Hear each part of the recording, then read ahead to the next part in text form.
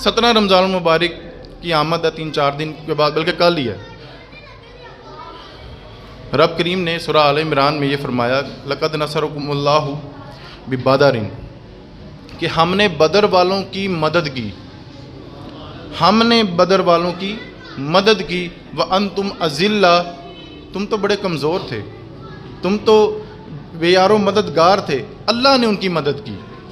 اب اس کا پس منظر یہ ہے کہ تاریخ اسلام کا یہ جو پہلا مارکہ ہے، جس کو غزوہ بدر کے نام سے بھی جانا جاتا ہے، قرآن مجید نے اس کو یوم الفرقان بھی کہا ہے، فرق کرنے کا دن، حق اور باطل، مسلمان اور کافر کے درمیان جو فرق ہے وہ دن اس کو کہا گیا، یوم الفرقان کے نام سے بھی اس کو جانا جاتا ہے۔ بدر کا جو لغوی معنی جو معنی ہے وہ یہ ہے کہ ایک شخص تھا، بدر بن عامر اس کا نام تھا، اس نے اس مقام پر کنواں کھدوایا تھا۔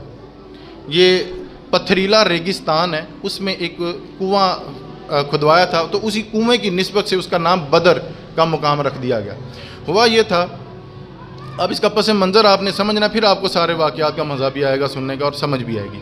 پس منظر یہ ہے کہ جو قریش مکہ تھے، جو کفار تھے، وہ اپنا سامان تجارت حضرت ابو سفیان، ابھی انہوں نے کلمہ نہیں پڑھا تھا، ابھی وہ حالت کفر میں تھے، ابو سفیان کو دیا کرتے تھے کہ آپ ہمارا یہ مال شام میں مصر میں بیچ آیا کریں، تو آ کے ہمیں جو ہے اس کا جو معاوضہ دے دیا کریں۔ اور میں یہ سوچتا ہوں کہ وہ صحیح جہالت کا جو معاشرہ تھا، وہ بھی جھوٹ اور دھوکہ دہی کو عیب سمجھتے تھے، یعنی اپنا مال ایک شخص کو دے دیتے تھے، سارے قبیلے والے کے جا کے بیچ آؤ، جب وہ واپس آتے تھے تو پھر ان کو ان کا معاوضہ مل جاتا تھا۔ بلکہ ابو سفیان جب وہ سامان لے کر گئے تو جو قریش مکہ تھے، جو کفار مکہ تھے، اب چونکہ حضور ہجرت کر کے مدینہ شریف آ چکے تھے، تو جو کفار مکہ تھے وہ مدینہ شریف آ کے مسلمانوں کو تنگ کیا کرتے تھے، ان کا مال لوٹ لیا کرتے تھے، ان کے جو قافلے ان کو لوٹ لیا کرتے تھے۔ تو مسلمان بھی بڑے پریشان تھے، حضور کی بارگاہ میں عرض کرتے تھے کہ یا رسول اللہ یہ عجیب تماشا ہے کہ وہ کفار آتے ہیں اور ہمارا جناب وہ سارا ساز و سامان اٹھا کے وہ لے جاتے ہیں، تو ان کا کچھ حل کریں۔ حضور نبی علیہ الصلوۃ والسلام نے ارادہ کیا کہ وہ جو ابو سفیان گیا ہے مال لے کے، اس کا نا ہم نے قافلہ روکنا ہے، لوٹنا نہیں، صرف روکنا ہے۔ آپ نے جب یہ خبر دی، ایک قاصد گیا ابو سفیان کے کان میں یہ بات ڈالی کہ محمد عربی کے غلام آ رہے ہیں تیرا قافلہ روکنے کے لیے۔ اس نے فوری طور پہ ایک قاصد بھیجا مکہ کو، قریش کو، ابو سفیان جو واپس آ رہا ہے مدینے کے رستے، اس نے ایک قاصد بھیجا مکہ کو کہ مسلمان مجھے لوٹنے آ رہے ہیں تو لہٰذا ان کا کچھ کیا جائے۔ جب یہ بات سنی ابو جہل نے، تو ابو جہل تو پہلے ہی یہ دھاک میں بیٹھا تھا کہ مسلمانوں کو تو تلوار چلانی بھی نہیں آتی، بزدل ہیں وہ معاذ اللہ، تو ہم ان کو بڑی جلدی غلبہ پا لیں گے، تو آج ان کو سبق سکھانا ہی پڑے گا۔ تو اس وقت کے جو کافر تھے، عتبہ، عتیبہ، شیبہ، ابو البختری، خلف بن امیہ، ولید بن مغیرہ اور سر فرست ابو جہل، انہوں نے 1000 کا لشکر تیار کیا۔ جب کوئی بری خبر لے کے آتا تھا نا، کوئی بری خبر لے کے آتا تھا تو وہ اپنے کان میں سوراخ کر لیتا تھا، تو یہاں سے لہو نکال لیتا تھا۔ جب وہ قاصد آیا لے کر خبر، اس نے اپنے کان بھی کاٹ ڈالے، اپنے اونٹ کے بھی کان کاٹ ڈالے کہ دیکھو مکہ والو تمہارا قافلہ لوٹ لیا گیا، مسلمانوں نے لوٹ لیا، اور ان کو اشتعال دلایا گیا اور ان کو جوش دلایا گیا مسلمانوں کے خلاف۔ ابو جہل کہتا ہے ان کو تو سبق سکھانا پڑے گا۔ اس نے 1000 کا لشکر تیار کیا، اور ادھر حضور نے 313 کا لشکر تیار کیا، 313 کا لشکر تیار کیا، 6 زریں، 8 تلواریں اور چند گھوڑے، اور ادھر 1000 کا لشکر ہے، ہر بندے کے پاس اپنا گھوڑا ہے، ہر بندے کے پاس اپنی تلوار نیزہ ہے، اور وہ اپنا جو ہے ان کے پاس ساز و سامان پورا ہے، اور ادھر 313 ہیں، 8 زریں، 8 تلواریں، 6 زریں اور چند گھوڑے ہیں۔ ادھر سے اس ابو سفیان نے جو مدینے کے رستے آ رہا تھا، جس نے بدر کے مقام سے گزرنا تھا، اس نے وہ رستہ ہی بدل دیا، وہ دریا کے ساتھ ساتھ ہو لیا کہ نہ میں اس رستے جاؤں گا تو نہ مجھے مسلمان پکڑیں۔ اس نے قاصد بھیجا مکہ کی طرف کہ اب میں نے رستہ بدل لیا ہے، میرا قافلہ سیو ہو گیا، اب مجھے کوئی خطرہ نہیں ہے، تو لہٰذا تم تکلیف نہ کرنا، تم جنگ نہ کرنا۔ اس کو روک دیا گیا، لیکن ابو جہل تھا، جاہلوں کا باپ تھا، اس نے کہا نہیں آج تو ہم سبق سکھا کے ہی جائیں گے۔ ادھر سے ابو سفیان پرلی سائڈ کو ہو گیا، ادھر سے بدر کے مقام پر ابو جہل نے پیغام بھیجا کہ ہم آ رہے ہیں، جنگ کرنے کے لیے، تم بھی آ جاؤ جنگ کرنے کے لیے۔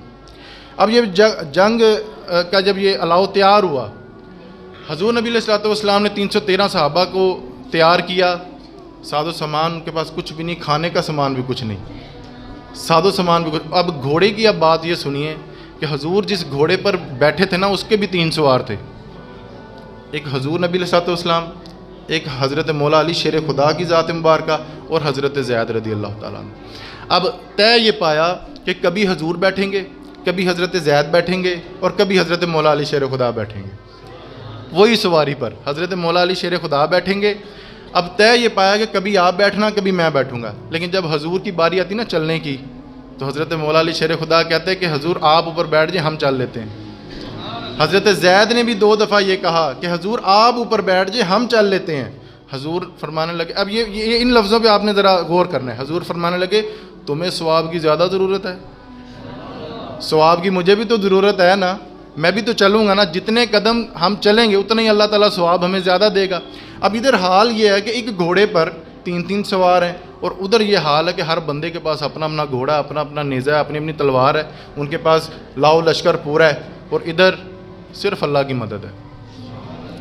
ڈاکٹر اقبال کہتے ہیں کہ تو فضائے بدر پیدا کر۔ جب بدر کا ماحول پیدا ہوگا نا، صرف دعائیں کرنے سے اللہ کی مدد نہیں آئے گی، ماحول بنانے سے جذبہ ایمانی پیدا کرنے سے جو ہے نا اللہ کی مدد آیا کرتی ہے۔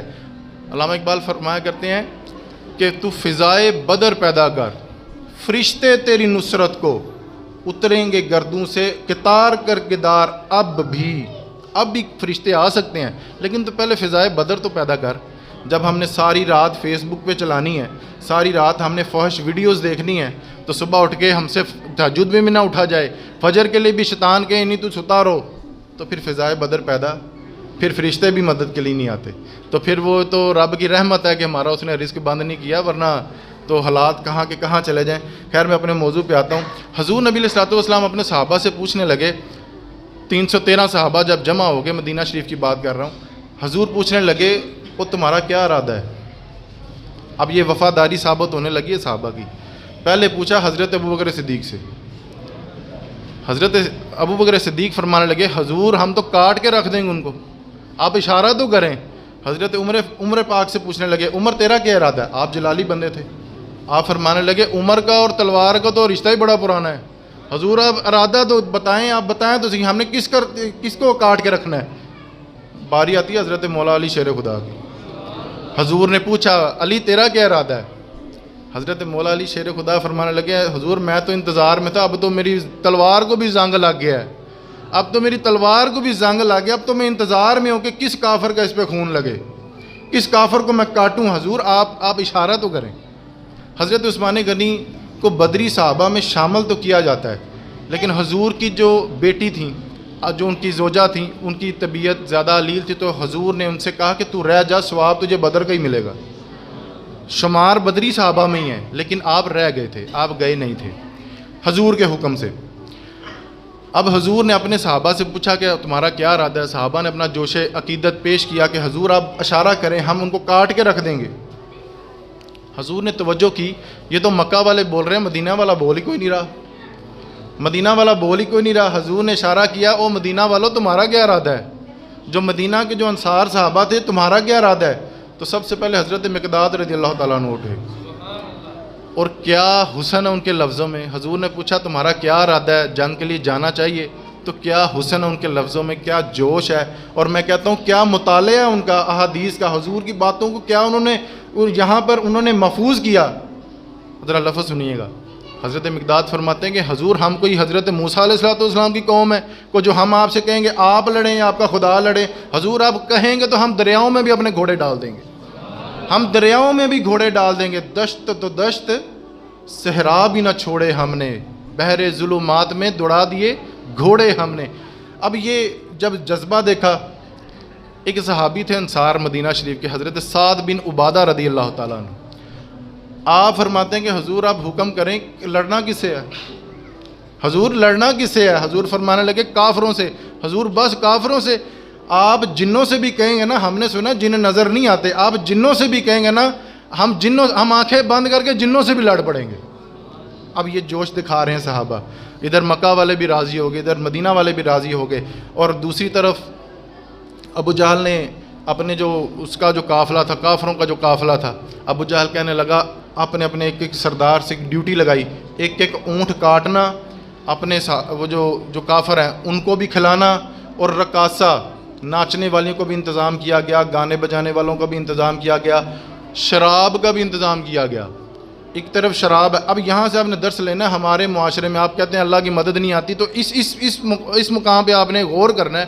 ایک وہ گروہ ہے جہاں پہ ناچ گانا بھی چل رہا ہے، جہاں پہ رقص بھی ہو رہا ہے، جہاں پہ مجرے بھی ہو رہے ہیں، جہاں پہ شرابوں کے دور بھی ہو رہے ہیں، اور کافروں کی کثیر تعداد ہے، اور ادھر مسلمان مسلح بچھا کر بیٹھے ہیں، اور صبح چند دن کے بعد شہادت کا جام انہیں نوش کرنا ہے، اور مسلح بچھا، کھانے پینے کے لیے کوئی شے نہیں ہے ان کے پاس، اونٹ کے گوشت کے وہ گوشت کھا رہے ہیں، شرابیں پی جا رہی ہیں، اور ادھر ایک کھجور اور تھوڑا سا پانی، رمضان المبارک کا مہینہ ہے، روزہ رکھ کے مسلح بعد ہیں، اور پھر مدد آئے پھر کیسے نہ۔ پھر دوسری طرف جب حضور خوش ہو گئے کہ میرے صحابہ راضی ہو گئے ہیں، اور تھوڑے سے پانی پر انہوں نے توقف کر لیا، تھوڑے سے کھانے پر بھی یہ راضی ہو گئے، بوڑھے بھی راضی ہو گئے، جوان بھی راضی ہو گئے۔ ایک صحابی ہیں حضرت سعد بن ابی وقاص رضی اللہ تعالیٰ عنہ، ان کے چھوٹے بھائی عمیر بن وقاص رضی اللہ تعالیٰ عنہ، اب یہ صحابہ کا جوش دیکھیے، صحابہ کو تیار کیا جا رہا ہے۔ اب یہ جو اب باتیں نا پس منظر گزر گیا، اب جو واقعات ہیں نا وہ بڑے دلچسپ ہیں، میں چاہوں گا کہ تھوڑی جی سبحان اللہ بھی تسی مٹھی مٹھی رکھنی تے تھوڑی جی توجہ بھی رکھنی۔ آپ سب سے کم سن صحابی جو وہاں سے چلے تھے مدینہ شریف سے، حضرت عمیر بن وقاص رضی اللہ تعالیٰ، عمر 15-16 سال، آپ تصور کر لیں 15-16 سال کا یہاں پہ کوئی بچہ بیٹھا ہو، آپ اس کو تصور کر لیں 15-16 سال۔ وہ جیسے بچے ضد نہیں کرتے کہ میں نے پاپا کے ساتھ موٹر سائیکل پہ بیٹھ کے جانا ہے، آپ نے ضد کرنا شروع کر دی، یا رسول اللہ مینوں بھی نہ لے جاؤ، ضد کرنے لگے۔ حضور فرمانے لگے او میرے بیٹے، او میرے بچے، وہاں پر تلواریں ہوں گی، گرجدار آوازیں ہوں گی، سینوں پر ضربیں لگے گی، گردنیں کاٹی جائیں گی، سیر کے لیے تھوڑی جا رہے ہیں، ہم تو جہاد کے لیے جا رہے ہیں، میدان جنگ ہے۔ اب شوق دیکھیے بچے کا، آپ نے نا پنجوں کے بل کھڑے ہو گئے، جس طرح بچہ ضد کرتا ہے نا وہ ابڑ کے آتا ہے، آپ پنجوں کے بل کھڑے ہو گئے، لفظ اتنا ہی کہتا ہے حضور میں گردن کٹانے کے لیے تیار ہوں، بس سونیا مینوں نال لے جا، سونیا مینوں نال۔ تو حضور فرمانے لگے آپ کے جو بڑے بھائی ہیں حضرت سعد بن ابی وقاص ہے، وہ جرنیل ہے، میں ان کو ساتھ لے کے جا تو رہا ہوں۔ آپ نے نا ضد بازی میں کہہ دیا حضور یہ قد میں ہی بڑا ہے، طاقت وقت میں نہیں بڑا، جس طرح بچے ضد جی کہہ دیں نا مینوں بھی نال، آپ کہنے لگے حضور یہ قد میں ہی بڑا ہے، طاقت میں نہیں بڑا۔ تو حضور کہنے لگے، فرمانے لگے کہ پھر میں کیسے آپ کو پتہ یہ قد میں بڑا ہے؟ حضور آپ کشتی کڑا لیں، حضور آپ کشتی کڑا لیں۔ حضور کہنے لگے کرو پھر کشتی، پتہ لگ جاتا کون طاقتور ہے۔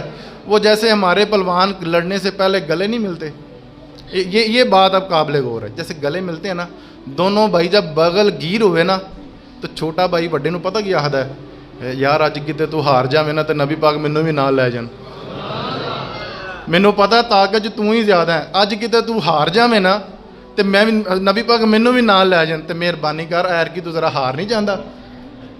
حضور کو تو پتہ ہے نا، پتہ تو سارا ہے نا سردار نو کیتیاں دا۔ حضور کی آنکھوں میں آنسو آ گئے، یار بچے کے اتنا جوش جہاد ہے۔ حضور خوش ہو گئے، حضور جب وہ کشتی ہوئی نا، کشتی بھی ہو گئی، آپ جیت بھی گئے، چھوٹا جو بھائی تھا وہ جیت بھی گیا، حضور نے سینے سے لگایا۔ حضور فرمانے لگے جبریل امین آئے ہیں اور اللہ کا حکم لے کے آئے ہیں کہ دونوں بھائیوں کو ساتھ لے چلیں، اللہ نے آپ دونوں کو قبول کر لیا، چلو بھی ساتھ۔ اب جب ساتھ گئے، ادھر سے حضور کا جو قافلہ تھا وہ بھی میدان بدر میں پہنچا، کفار بھی وہاں سے چل پڑے۔ کفار کا یہ فائدہ ہو گیا کہ کفار پہلے آ گئے، انہوں نے وہاں پہ جو کنواں تھا اس پر قبضہ کر لیا، جو نرم زمین تھی اس پر انہوں نے قبضہ کر لیا، اپنا وہاں پہ ڈیرا لگا لیا۔ جب حضور تشریف لے کے آئے نا، زمین تپ رہی تھی، ریتلی تھی، پاؤں رکھنا بھی مشکل تھا، اور اوپر سے سورج بھی گرمی برسا رہا تھا۔ ایک صحابی نے دعا کی، یا رسول اللہ بارش کی دعا نہیں کر دیتے، آپ بارش کی دعا نہیں کر دیتے؟ حضور نے دعا کی، بارش کی، صحابہ نے بھی دعا کی۔ ہمارے مفسرین فرماتے ہیں کہ حضور جس زمین پر پیر رکھیں اور زمین کا یہ عالم ہو کہ وہ تپ رہی ہو، اس وقت زمین نے بھی یہ دعا کی تھی، یا اللہ پاک بارش نہیں برسا دیتا۔ مجھے ٹھنڈا نہیں کر دیتا؟ آپ محبوب کریم میرے سینے پر آئے ہیں، میرے اوپر وہ تشریف لے کے آئے ہیں، آج تو یہ کرم نوازی کرنا۔ اللہ تعالیٰ نے اسی وقت بارش فرما دی۔ وہ جو کفار نے جن پر قبضہ کیا تھا، جو نرم زمین تھی، جنہوں پال کہنے آپ، وہاں پر کیچڑ ہو گیا، جو پینے والا پانی تھا وہ بھی کیچڑ آلود ہو گیا، وہ پینے کے قابل نہ رہا۔ اور یہاں پر جو ریتلی زمین بھی جب پانی پڑا تو وہ ذرا سخت ہو گئی، بیٹھنے اور چلنے پھرنے کے قابل ہو گئی۔ حضور نے کہا یہاں پر حوض بڑھو، وہاں پر حوض بنائے گئے، نئے سرے سے حضور نے دوبارہ حوض بنوائے، وہاں پر پانی سٹور کیا گیا پینے کے لیے۔ اب تپ رہی تھی زمین، صحابہ کا تھا روزہ، اور گئے ہیں میدان جہاد میں۔ کتنے گئے ہیں؟ کی کر کے بلا؟ روزہ رکھ کے۔ کیا کر کے؟ روزہ رکھ کے میدان جہاد پہ گئے ہیں۔ ساڈا مزدور تو روز ہی نواں بہانا لبدا ہے، میرا تو باندھا نہیں نا، میں تو محنت کرنی ہوتی صبح شام تک۔ ہم بہانے ڈھونڈتے ہیں۔ اگر اللہ نے یہاں پر فرض کیے ہیں، اس کا مطلب آپ سہ سکتے ہیں، آپ مشقت میں بھی روزہ سہ سکتے ہیں۔ لیکن قربان جائے نا صحابہ پر، صحرا بارش نہیں ہوئی، اس سے پہلے روزے کی حالت ہے۔ حضور نے کہا میرے صحابہ کھول دو بھی روزہ۔ اب یہ میدان جہاد میں باتیں ہوئی، کھول دو بھی روزہ، پر کون کھولے؟ محبوبہ پہلے آپ ہی ہمیں کھول کے دکھائیں۔ حضور نے گھوڑے کی پشت پر بیٹھ کر کھجور تناول کی عصر سے پہلے۔ یہ اختیارات نبی یہاں پہ ثابت ہے، نبی چاہے تو روزہ کھول سکتا ہے۔ جب نبی نے روزہ کھولا پھر صحابہ نے بھی کھولا، آپ نے حوض بھر لیے، وہ بارش ہوئی، پھر وہ زمین بھی جو ہے وہ بیلنس ہو گئی، سخت ہو گئی، پھر وہاں پہ چلنا پھرنا بھی۔ اب رات کا کسی پہر وہ جو کفار آئے تھے نا معاذ اللہ حضور کو شہید کرنے، چھپتے چھپاتے، ان کے پاس پانی تو تھا نہیں، مسلمانوں کے حوض پر آ کے پانی پینے لگے۔ مسلمانوں کے حوض پر پانی پینے کے لیے آئے، رات کے کسی پہرے کے صحابی کی نظر پڑ گئی، حضور سے کہنے لگے حضور کافر ہے، مار نہ دیں، جنگ کا میدان ہے، مار نہ دیں۔ حضور کہنے لگے رہنے دو، وہ بھی اللہ کی مخلوق ہے۔ حضور وہ کافر ہے، ہمارے دشمن ہیں۔ حضور کہنے لگے میں تو رحمت للعالمین ہوں نا، ابھی نہیں، ابھی ہم نے پہل نہیں کرنی، ہم نے جنگ کی پہل نہیں کرنی۔ اس کے بعد جب یہ نگاڑا بجا تو انہوں نے کہا جی کہ آپ اپنے بھیجیں اپنے جو سپہ سالار ہیں۔ انہوں نے رات کو وہ جو ان کے کافر آئے تھے، اب تو وردیاں آ گئی ہیں فوجیوں کی کہ وردی پہن کر ان کا ایک پراپر لباس ہوتا ہے، تو اس وقت لباس تو کوئی نہیں تھا، تو جاسوس ایم ہی گھس جاتے تھے کسی کے مجمع میں اور جاسوسی کرتے تھے۔ دو جاسوس جاسوسی کر کے ابو جہل کے پاس جاتے ہیں، جا کے کہتے ہیں کہ 313 بندے نے، 313 بندے ہیں، 8 تلواراں نے، 6 زرہ نے، تے چند گھوڑے نے، تے کھان پین دا سامان کوئی نہیں۔ یہ جب بات سنی ابو جہل نے تو وہ کھل کھلا کے ہنسنے لگا، متکبرانہ طور پر ہنسنے لگا، کہنے لگا کہ ان کو جنگ کرنے کی ضرورت نہیں، سویرے اٹھاں گے، انہوں گھوڑیاں دی پشت تے پاواں گے، ان کو گھوڑوں کی پشت پر ڈالیں گے، مکے لے کے جائیں گے، وہاں جا کے سوچیں گے ان کا کرنا کیا ہے، ان کا کرنا کیا ہے۔ وہ جو جاسوس تھا نا وہ کہنے لگا وہ پوری بات تو سن لے پہلے، تو نے پہلے ہی تبصرہ شروع کر لیا، پوری بات تو سن لے پہلے۔ وہ تعداد میں بے شک کم ہے، پر جننے بھی آئے نا سر تک کفن پا کے آئے نے، مرنے کے لیے آئے ہیں نبی کے نام پر، مرنے کے لیے، اور ساری رات ان کا مسلح عباد ہے، اور ایک ہی دعا مانگ رہے ہیں اللہ پاک صبح شہادت کی موت نصیب کرنا۔ تم یہاں پہ کباب شرباب چلا رہے ہو، شراب چلا رہے ہو، تو وہاں پہ مسلح عباد ہیں۔ خیر ابو جہل تھا، اس نے ساری رات شراب پی، مغویہ فحش گانے سنتا رہا، اور یہاں پر صحابہ کا مشورہ یہ تھا کہ سب سے پہلے حضور کا جو عریش مبارک ہے، جو چھپرا ہے، اس کے بارے میں مشاورت ہونے لگی۔ حضرت مولا علی شیر خدا آپ فرمانے لگے حضور کا جو عریش مبارک ہوگا، جو چھپڑا مبارک ہوگا، وہ ہم چوٹی پر بنائیں گے کہ وہاں سے حضور ہمیں کمانڈ کریں گے، وہاں سے ہمیں جو ہے وہ جنگی حربے دیں گے تو ہم ان پر عمل کریں گے۔ حضرت سیدنا ابوبکر صدیق فرمانے لگے یار اس عریش کی رکھوالی کون کرے گا؟ جب کفار کو پتہ لگے گا کہ اس میں حضور نبی علیہ الصلوۃ والسلام ہے تو وہ تو دوڑیں گے اس طرف۔ تو پھر حضرت مولا علی شیر خدا پوچھتے ہیں کہ اس چھپرے کی حفاظت کون کرے گا؟ حضرت ابوبکر صدیق فرمانے لگے کسی ماں نے وہ بیٹا جنا ہی نہیں جو حضور تک پہنچ جائے ڈائریکٹ ہی مجھ سے ہو کے جائے گا وہ، تو اس چھپرے کی حفاظت میں کروں گا۔ حضرت مولا علی شیر خدا نے ڈیوٹی لگائی حضرت سیدنا ابوبکر صدیق کی کہ آپ وہاں پر ہی معمور رہیں گے، آپ وہاں پر ہی معمور رہیں گے۔ اور دوسری طرف ساری رات حضور نے مسلح آباد کیا، ساری رات حضور روتے رہے کہ یا اللہ پاک ہماری مدد فرما۔ دوسری طرف شباب چل رہا ہے، کباب چل رہا ہے، شراب چل رہی ہے، اور ادھر حضور اپنے عریش مبارک میں ساری رات رو رہے ہیں۔ حضرت سیدنا ابوبکر صدیق فرما رہے تھے حضور اس انداز میں رو رہے تھے کہ ہمارے کلیجے پھٹنے کو آ رہے تھے، اس قدر بلند آواز سے اللہ کی مدد کو آواز دے رہے تھے۔ رب کریم نے حضرت جبریل امین کو بھیج دیا۔ حضرت جبریل امین فرمانے لگے رب کریم وعدہ کرتا کہ 1000 فرشتہ بھیجے گا، 1000 فرشتہ بھیجے گا۔ حضور فرمانے لگے نہیں، تھوڑے نے۔ حضرت جبریل امین واپس گئے، واپس بارگاہ حاضر ہوئے۔ رب کریم 3000 کا وعدہ کرتا ہے، نہیں علی تھوڑے نے۔ حضرت جبریل امین واپس گئے، پوچھ کے واپس آئے، آ کر کے کہنے لگے رب کریم 5000 فرشتیاں دا وعدہ کرتا ہے۔ حضور نے خود بات کی رب کریم کی بارگاہ میں، یا باری تعالیٰ فرشتے تو آئیں گے ٹھیک ہے، پر آنے کا تو نے بھی وعدہ کیا تھا، ہمیں تو تیری مدد چاہیے۔ ٹھیک ہے فرشتے آئیں گے، ہماری مدد ہوگی، ہماری نصرت ہوگی، لیکن یا اللہ پاک تو نے بھی تو وعدہ کیا تھا۔ وہ ہمارے ایک صوفی ہوئے ہیں مولانا تحسین رضا خان، آپ کا ایک بڑا خوبصورت شعر ہے، اب اس کو آپ نے دنیاوی مطلب میں نہیں لینا، انہوں نے اپنے انداز میں بات کی ہے۔ آپ فرماتے ہیں کہ سانو بھیج میدان بدر اندر آپو یار کنارے بہ رہے ہیں، سانو بھیج میدان بدر اندر، یعنی کہ حضور کو میدان میں بھیج کے آپو یار کنارے بہ رہے ہیں، تو یا باری تعالیٰ فرشتے آئیں گے ٹھیک ہے، اپنی جگہ ٹھیک ہے، لیکن ہمیں تو تیری مدد چاہیے۔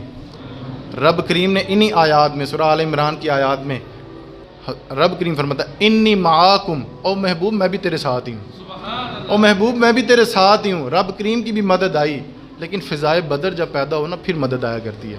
ساری رات فلمیں دیکھ کے، ساری رات شباب کباب میں گزر کے تو پھر رب کی مدد نہیں آیا کرتی۔ مسلح بات کرنے سے رب کی مدد کو کھٹکھٹانے سے رب کی مدد آیا کرتی ہے۔ حضرت ابو بکر صدیق رضی اللہ تعالیٰ عنہ فرماتے ہیں کہ حضور دعائیں مانگ رہے تھے، رو رو کے دعائیں مانگ رہے تھے، حضور سجدے کی حالت میں ہے، مجھ سے رہا نہ گیا حضور دے اوپر نہ میں جا کے جی میں جفا نہیں پائی دا انج کر کے حضور بس کریں، وہ دیکھیں نا اللہ تعالیٰ نے کتنی مدد بھیج دی ہے۔ حضور آپ دیکھیں تو صحیح باہر کتنی زاروں قطار فرشتے کھڑے ہیں ہماری مدد کو، ہماری نصرت کو، آپ دیکھیں تو صحیح۔ حضور بھی خوش ہو گئے، تسلی ہوگی۔ رب نے جب کہا نا انی معاکم، میں بھی تیرے ساتھ ہوں۔ صبح پھر جب جنگ چھڑی، اب ایک دن پہلے یہ حوالہ میں پیش کرنے لگا ہوں صحیح مسلم سے، ابو داؤد شریف سے۔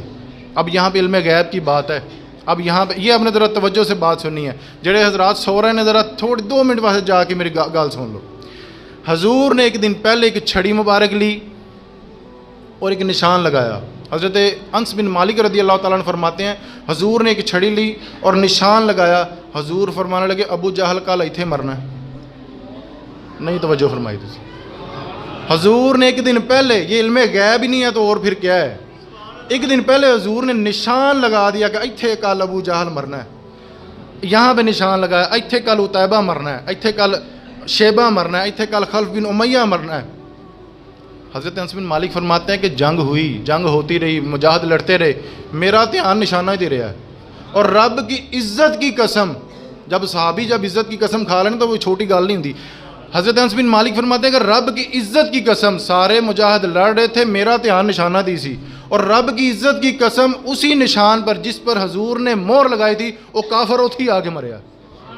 ایک نشان رتی بر بھی نہ ادھر نہ ادھر، اسی نشان پر آ کے ابو جہل مرا، اسی نشان پر آ کر عتبہ، شیبہ، ابو البختری وہ اسی نشان پر آ کے مرے جہاں پہ میرے نبی پاک نے نشان لگا دیا۔ یہاں پر علم غیب بھی ثابت ہوتا ہے۔ اگلا واقعہ، حضور صفیں درست فرما رہے ہیں، تو رب کریم کا وعدہ ہے کہ محبوب جب جنگ کے لیے، جہاد کے لیے آپ کے صحابی صفیں درست فرماتا ہے تو حضور فرماتا ہے اور میرا رب دیکھ کر مسکراتا ہے۔ حضور نے صفیں درست فرمائی۔ ایک صحابی کا نام ہے حضرت سواد بن انصاری رضی اللہ تعالیٰ عنہ۔ آپ کے بدن پر کپڑا کوئی نہیں، اب میدان جہاد گئے ہیں، بدن پر کپڑا کوئی نہیں، پیٹ ننگا ہے۔ حضور نے چھڑی سے نا ان کو تھوڑا پیچھے کیا، تھوڑا سا پیچھے ہوں، تو آپ نے تھوڑی سی تکلیف محسوس کی، تو آپ کہنے لگے یا رسول اللہ مجھے تکلیف ہوئی ہے۔ تو حضور فرمانے لگے ایک بات ہی کو نہیں، اگر تو نے بدلہ لینا تو چل بدلہ لے لے۔ تو وہ صحابی بڑے سیانے تھے، تو کہنے لگے یا رسول اللہ ہاں بدلہ ہی لینا ہے. تو آپ نے چھڑی اس صحابی کے ہاتھ میں پکڑا دی. صحابہ دیکھ رہے ہیں پریشان ہیں, اب یہ صحابی کرنے کیا لگے ہیں, حضور سے بدلہ لینے لگے ہیں, چھڑی بھی ہاتھ میں صحابی کے. کہنے لگے سونیا جب آپ نے چھڑی لگائی تھی میرے پیٹ پر کپڑا نہیں تھا, کپڑا اٹھائیں. حضور نے کپڑا مبارک اٹھایا. اب صحابہ میں ایک لرزہ طاری کہ اب یہ کرنے کیا لگے ہیں. جب حضور نے کپڑا اٹھایا نا تو وہ صحابی بڑے سیانے تھے, پاج کے نا حضور دے پیٹ مبارک جفا پا لیں کر کے, اور پیٹ مبارک کو چومنے لگے, بوسے لینے لگے. حضور نے پوچھا کہ وہ میرے صحابی کرتے کیا ہو. آپ کہنے لگے سونے ابھی جنگ لگ جانی ہے, پتہ نہیں کیا فیصلہ ہونا ہے, میں دنیا میں رہنا کہ نہیں رہنا, جاندی باہر سے کچھ بوسے نہ لے لوں. اور یہ میرا عقیدہ ہے کہ جس چیز کو نبی کا ہاتھ, نبی کا جسم, نبی کی نسبت لگ جائے پھر جہنم کی آگ اس کو جلایا نہیں کرتی. یہ عقیدہ ہے, ابھی اسلام پروان چڑھ ہے, یہ عقیدہ ہے صحابہ کا کہ جس نسبت کو نبی کی نسبت لگ گئی اس کو جہنم کی آگ نہیں جلائے گی. انہوں نے بوسے لینا شروع کر دی. اور بھی یہ واقعات حضرت عکاشہ بن محسن رضی اللہ تعالیٰ عنہ کی بھی سیرت میں یہ ملتا ہے کہ انہوں نے بھی اسی طرح سے حضور سے بدلہ لینے کی خاطر نا حضور کا پیٹ مبارک چوما تھا. اس کے بعد حضور نے جب صفیں درست فرما لی, اب دو صحابہ, اب یہاں پہ جنگ کا میدان تیار ہے, صفیں درست ہو چکی. دو صحابی کہیں سے آ رہے تھے تجارت کر کے, ان کو پتہ چلا کہ بدر کے مقام پر ہمارے محبوب کریم لشکر لے کر گئے ہوئے ہیں, تو وہ آ رہے تھے مکہ کی طرف سے. جب وہ مکہ کی طرف سے آئے نا, دو صحابی حضرت حذیفہ بن یمان اور حضرت حسیل, جب یہ آئے نا تو رستے میں ملاقات ہوگی ابو جہل سے. تو کہنے لگا ابو جہل کہ تم مسلمانوں کے لشکر میں جا رہے ہو, تم ہمارے خلاف لڑو گے. ان کے جی ہمیں تو پتہ ہی نہیں کہ وہاں پہ بھی معاملہ کیا ہے, ابھی تو ہم جائیں گے دیکھیں گے. اچھا جا رہے ہو پھر ساڑھے خلاف لڑو گے تسی. ان کے ہاتھ میں تلواریں تھیں, انہوں نے کہہ دیا کہ ہم نہیں لڑیں گے. تو ابو جہل کہنے لگا وعدہ کر دو, تو یہ وعدہ کر دو ساڑھے نہ نہیں لڑو گے. ان کے جی ہم وعدہ ہو گیا جی آپ سے نہیں لڑیں گے. آپ جب بدر کے مقام پر پہنچے آپ نے یہ دیکھا کہ وہاں پہ تو بندے کی ضرورت ہے, کہاں 313 کہاں 1000, ان کے پاس ساز و سامان کوئی نہیں, وہ تو لشکر ہی پورا لیس ہے ہتھیاروں سے, ایک بندے کی ضرورت ہے. تو حضور کی بارگاہ میں پیش ہونے کے بعد کہنے لگے حضور ابو جہل ملا تھا تو اس نے تو ہم سے وعدہ لے لیا کہ ہم نہیں لڑیں گے. اب یہ دیکھیں ہم کلمہ گو ہو کے اپنے وعدوں کی پاسداری نہ کریں, اور جہاں پر ایک بندے کی ضرورت ہے. حضور کہنے لگے اب چونکہ تو نے وعدہ کیا ہے لہٰذا تم ہمارے ساتھ جنگ نہیں کھیلو, تم ہمارے ساتھ جنگ میں شریک نہیں ہوگے. اب چونکہ تم وعدہ کر کے آئے ہو ابو جہل سے, لہٰذا تم اس ٹیلے پر بیٹھو گے, تم ہمارے ساتھ جنگ میں شامل نہیں ہوگے. سونیا وہ کافر تھے, وہ کافر تھے, ان کے ساتھ ہم نے جن کے ساتھ ہم نے وعدہ کیا وہ کافر تھے. حضور فرمانے لگے وعدہ تو مومن نے کیا ہے نا, وہ ہو گیا ٹھیک ہے کہ وہ کافر تھا, تو کافر سے وعدہ کر رہا ہے, لیکن کرنے والا تو مومن تھا نا. اب ہمیں سوچنا چاہیے کہ ہم کلمہ گو ہو کے قرضہ لیتے وقت بھی ہم وعدے کرتے ہیں اور دیتے وقت بھی وعدے کرتے ہیں, اور اس وعدے کا پاس بھی نہ کریں. جب ہم اپنے تجارت کے معاملات کرتے ہیں اس میں بھی وعدے چلتے ہیں, تو لیکن وعدے کا پاس نہ کریں, پھر بہانے ڈھونڈتے ہیں ہم. تو اس موقع پر بھی نبی پاک نے کہا میری شریعت میں وعدے کی بڑی پاسداری ہے, اور رب کریم وعدے کرنے والے کو جو پاس رکھتا ہے اللہ اس کو بڑا محبوب رکھتا ہے. لہٰذا تم چونکہ وعدہ کر رہے ہو تم نے وہاں پہ ٹیلے پہ بیٹھنا ہے, تم ہمارے ساتھ جنگ میں شامل نہیں ہوگے. دیکھا جائے تو 315 بنتے ہیں, لیکن حضور نے ان کا نام کاٹ دیا, 313 رہ گئے. اب جب دو لشکر آمنے سامنے ہوئے, ابو جہل نے 3 کافر بھیجے. 3 کافر جب بھیجے اس میں ولید بن مغیرہ, عتبہ اور اس کا بھائی شیبہ, یہاں سے یہ 3 آئے. اور حضور نے یہاں سے انصار صحابی 3 بھیجے مدینہ شریف سے. چپ کر گیا جی میں. وہ کافر کہنے لگے ہم نے ان سے نہیں لڑنا, ہمیں ہمارے پائے کا کوئی دو, کوئی قریشی دو, کوئی مکے والا دو. حضور فرمانے لگے ٹھیک ہے تمہیں جلدی مرنے کی تیاری ہے تو ٹھیک ہے ہم قریشی بھیج دیتے ہیں, مسئلہ ہی کوئی نہیں. ہمارے پاس کون سے صحابہ کی کمی ہے, ہمارے پاس کون سا جوش جہاد کی کوئی کمی ہے. آپ نے وہ 3 انصار صحابہ واپس بلا لیے. سب سے پہلے حضرت مولا علی شیر خدا کو بھیجا.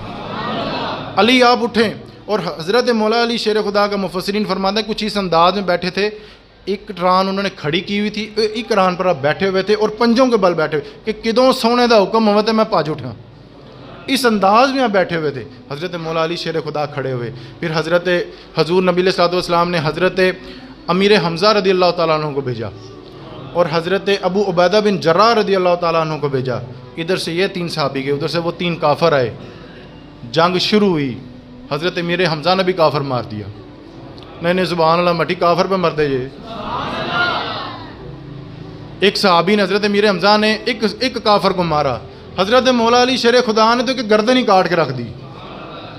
حضرت عبیدہ بن جراح ذرا بوڑھے صحابی تھے، ان کا جو مخالف تھا وہ ذرا حاوی ہوا ان پر، 2 ضربیں لگا دیں۔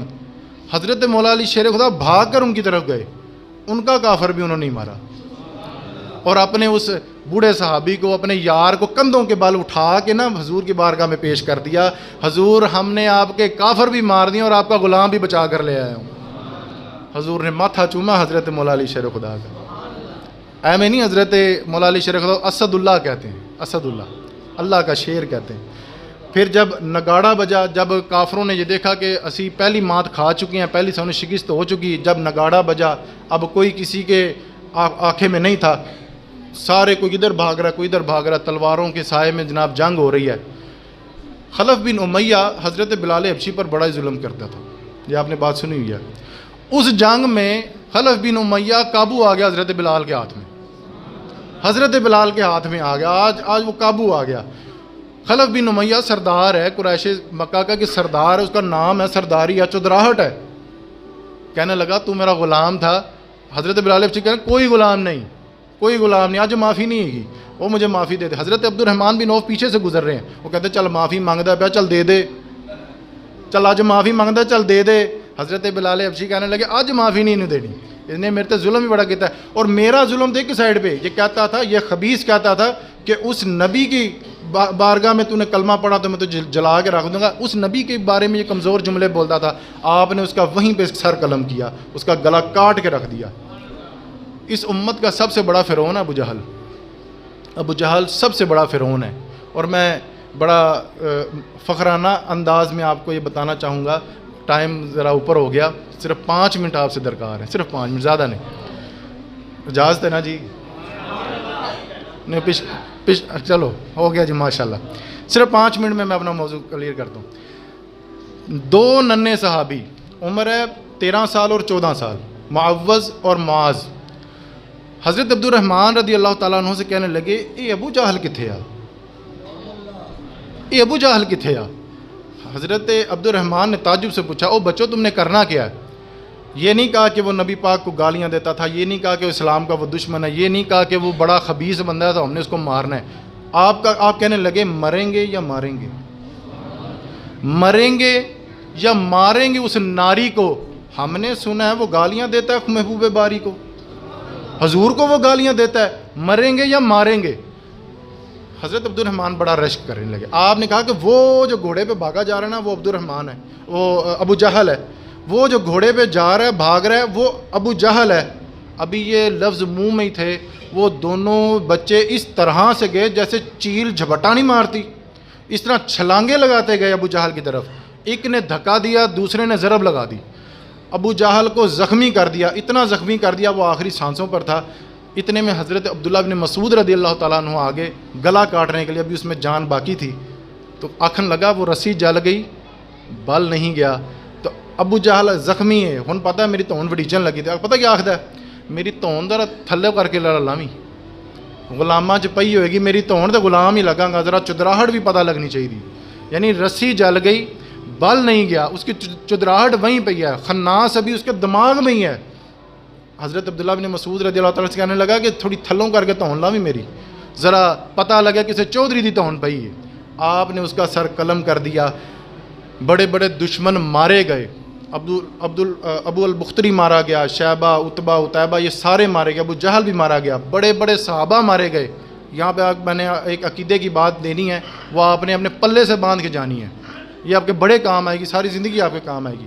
جب سارے کفار کو اکٹھا کر کے ایک کنواں کھدوا کے حضور نے اس میں دبوا دیا نا، جب دبوا دیا سارے کفار کو گڑا رسید کر دیا، اوپر سے مٹی ڈال دی، پاس سارے صحابہ کھڑے ہیں، حضور نا بلند آواز سے کہنے لگے، بلند آواز سے، اس پہ آپ نے غور کرنا ہے، او فلاں بن فلاں، او خلف بن امیہ، او ابو جہل، تم دیکھ رہے ہو نا میرے رب کے وعدے کتنے سچے ہوئے ہیں، کتنے میرے رب کے وعدے سچے ہوئے ہیں۔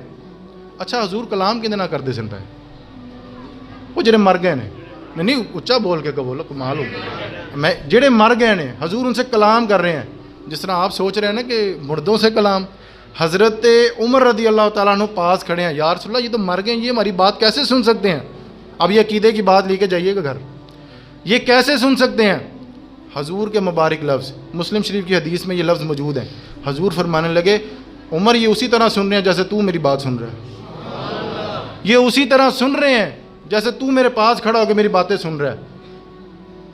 ہمارے مفسرین فرماتے ہیں جو کفار سن سکتے ہیں تو داتا علی اجویری نہیں سن سکتے، جو کفار سن سکتے ہیں تو خواجہ معین الدین چشتی نہیں سن سکتے۔ اگر ہم یہاں پر سلام پڑھیں وہ کفار سن سکتے ہیں، حضور نے مہر لگائی ہے، تو کیا سونا اپنے روزے میں بیٹھ کے ہماری صدائیں نہیں سنتا ہوگا؟ اعلیٰ حضرت فرمانے لگے، اعلیٰ حضرت ہم یہاں کہیں یا نبی اور آقا مدینے میں سنیں، حضور کی اعلیٰ سماعت پہ لاکھوں سلام، حضور کی اعلیٰ سماعت پہ لاکھوں سلام۔ یہ ہمارے بزرگوں نے ہمیں عقیدہ دیا کہ وہ صرف کفار ہی نہیں سنتے، اے عمر صرف یہ کفار یہ اسی طرح سنتے ہیں جیسے تو میری بات سن رہا ہے۔ تو یہ حضور نے ہمیں یہ عقیدہ دیا۔ آخری بات کر کے، کچھ غلام جو ہے وہ ان کو قید کر لیا گیا، 70 کے قریب کفار مارے گئے، مسلمان 14 شہید ہوئے، 14 شہید ہوئے، اور ان کے 70 کافر مارے گئے، جو شرابی تھے، جو کبابی تھے، جو کافر تھے۔ آپ ان کو مدینہ شریف لے آئے، ان کو قید کر کے، اور ان قیدیوں میں ایک بڑا پیارا نام ہے حضرت عباس رضی اللہ تعالیٰ، حضور کے چچا ہے، حضور کے چچا ابھی اسلام قبول نہیں کیا، جناب عباس۔ اور اسی قافلے میں، انہی قیدیوں میں حضور کے ہونے والے داماد تھے حضرت ابو العاص رضی اللہ تعالیٰ عنہ۔ یہ بھی ابھی انہوں نے کلمہ نہیں پڑھا تھا، جب ان کو لے کر آئے نا تو اب غصہ ہی بڑا تھا صحابہ کو۔ حضرت بلال حبشی کی ڈیوٹی لگی تھی نا، انہاں سارے کافروں باندھ کے رکھنا ہے، آپ نے رسیاں ذرا زور سے باندھ دیں، اب وہ ہائے ہائے کرتے تھے۔ جب وہ باندھ کے آئے نا تو حضور مسجد نبی شریف کی صحن میں ٹہل رہے ہیں اور بڑے اضطراب کے عالم میں بے چین ہے۔ حضرت بلال حبشی فرمانے لگے سونیا حکم ہو، آپ اس طرح سے اور اس انداز میں بے چین ہے؟ حضور فرمانے لگے یار جب وہ ہائے ہائے کرتے ہیں نا تو میرے دل کو کچھ ہوتا ہے۔ حضور وہ کافر ہیں، ہم نے ان کو مال غنیمت میں قیدی بنا کے لے کے آئے ہیں، اور یار وہ تو چلو کافر ہیں لیکن میں تو رحمت للعالمین ہوں نا، او میرے صحابی، او میرے بلال، اور جا کے تھوڑی یہاں رسیاں ٹھیلیاں کا، یہ بھی سو جائیں تو چل میں بھی ذرا سو جاؤں۔ تو ان کی رسیاں ڈھیلی کی گئیں۔ صبح جب ہوئی نا، حضور نے مشورہ کیا حضرت عمر رضی اللہ تعالیٰ عنہ، اب ان سے کرنا کیا چاہیے؟ حضرت عمر جلالی بندے تھے، آپ نے ویسے ہی مشورہ دینا تھا۔ آپ فرمانے لگے حضور جدہ جدہ کوئی رشتہ دار نہ انہوں دیو دا تون وڈے، اگر کوئی میرا رشتہ دار ہے نا میرے حوالے کریں، میں اس کی گردن اتاروں۔ میرے نبی سے ویر لے لیا تم نے، میرے نبی کے خلاف تم آئے ہو۔ حضرت ابوبکر صدیق کے جو رشتہ دار ہیں حضرت ابوبکر صدیق کو دیں، حضرت عثمان غنی کے جو رشتہ دار ہیں ان کو دیں، وہ خود ان کے گلے کاٹیں۔ حضور فرمانے لگے مشورہ تیرا ٹھیک ہے پر تگڑا بڑا ہے، تگڑا بڑا ہے، کوئی سانو نرم جرانا مشورہ چاہیے۔ حضرت ابوبکر صدیق فرمانے لگے حضور ایسا کرتے ہیں کہ ان سے فدیہ لے لیتے ہیں اور جو دیتا جائے گا تو اس کو آزاد کرتے جاتے ہیں۔ حضور فرمانے لگے ٹھیک ہے۔ ان سارے قیدیوں کو بلایا گیا، حضور نے کہا جی فدیہ دیتے جاؤ اور جاتے جاؤ۔ کچھ کفار کہنے لگے کہ ہمارے پاس فدیہ نہیں، ہم غریب بندے ہیں۔ تو حضور فرمانے لگے کہ ہمارے 10 بچوں کو پڑھانا پڑے گا، پڑھانا پڑے گا، جو میتھمیٹکس، جو بیالوجی، ٹیکنالوجی تم پڑھتے ہو ہمارے مسلمانوں کو بھی سکھانی پڑے گی۔ تو کچھ کفار کہنے لگے اسی تو پڑھے لکھے کوئی نہیں۔ حضور کہنے لگے جاؤ تسی پھر اونجی آزاد ہو، یہ رحمت للعالمین کا مقام دیکھی، اور جاؤ تسی ویسے ہی آزاد ہو جاؤ۔ باری آتی ہے حضرت جناب عباس کی، آپ کہنے لگے چچا فدیہ دو، چچا میرے نال نال رہنا دو، چچا فدیہ دو اور گھر جاؤ۔ تو وہ کہنے لگے کہ میرے بھتیجے، میرے بچے حضور سے کہہ رہے ہیں کہ میرے بھتیجے میرے پاس تو فدیہ نہیں ہے۔ اچھا چاچا جب آنے لگے تھے وہ جو دروازہ بند کر کے ہماری چاچی کو سونے کی اینٹ، گل مکے ہوئی وے، بدر چ نہیں ہوئی، مدینے نہیں ہوئے، گل مکی ہوئی وے، اور بند کمرے چاہیے، کمرہ اندر سے بند تھا، وہ جو سونے کی اینٹ دے کے آئے ہو وہ کب کام آنی ہے؟ وہ جب آگے کہنے لگے تھے کہ اگر میں آ گیا تو ٹھیک ہے، اگر میں مارا گیا تو یہ سونے کی اینٹ تمہارے لیے کافی ہوگی۔ تو جب یہ بات سنی نا حضرت جناب عباس کے جسم پر لرزہ طاری ہوا کہ یہ بات تو بند کمرے میں ہوئی تھی، تو یہ سونا غیب کی خبریں بھی جانتا ہے۔ جناب عباس کہنے لگے کہ بھتیجے میں کلمہ تو پڑھوں گا، فدیہ تو میں دوں گا، جو تیری بات ہے، جو تو غیب، تو کوئی عام بشر نہیں ہے، تو اللہ کا سچا نبی ہے، مجھے کلمہ پڑھا کے مسلمان کر لے۔ آپ نے اسی وقت کلمہ پڑھا۔ تو یہ سارا واقعہ تھا، تو یہ سارا واقعہ تھا بدر کا۔ اس میں جو خصوصی جو پیغام ملتا ہے نا، وہ یہی ملتا ہے کہ شراب، کباب جو ہماری زندگی میں جو سرایت کر گیا موبائل کی شکل میں، جو ہم گند دیکھتے ہیں، ان سے ذرا نکلیں، مسلح بات کریں۔ اگر ہم چاہتے ہیں کہ اللہ کی مدد آئے، اللہ کے فرشتے ہم پر رحمتیں نازل کریں، تو فضائے بدر پیدا کرنی پڑے گی، اللہ کو راضی کرنا پڑے گا، رب رسول کی سنت پر، حضور کی سنت پر عمل کرنا پڑے گا، تو پھر جا کے رب کریم کی جو ہے وہ نصرت آیا کرے گی۔ اللہ تعالیٰ سمجھنے کی اور عمل کرنے کی توفیق دے۔ وآخر دعوانا الحمدللہ رب العالمین۔